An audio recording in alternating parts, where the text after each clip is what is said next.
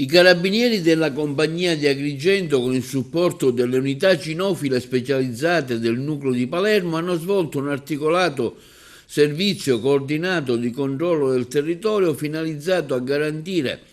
una presenza attiva e visibile nei luoghi maggiormente frequentati del capoluogo.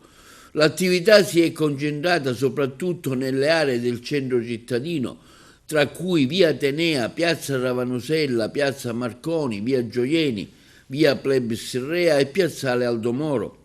Nel corso del servizio i cani antidroga, Vero e Conan, hanno effettuato accurate bonifiche delle aree verdi e degli spazi comuni, portando al rinvenimento di diverse dosi di sostanze stupefacenti,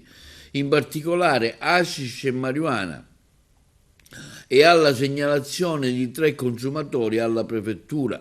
I consumatori sono stati sanzionati secondo quanto previsto dalla legge. L'attività ha visto l'impiego di oltre 20 militari, con controlli estesi a più di 100 persone e 40 veicoli, numerosi posti di blocco, le perquisizioni personali e veicolari e i controlli stradali mirati anche al rispetto delle norme del codice della strada, con particolare attenzione alla guida in stato di ebbrezza. Il servizio rientra in un ampio piano di controlli straordinari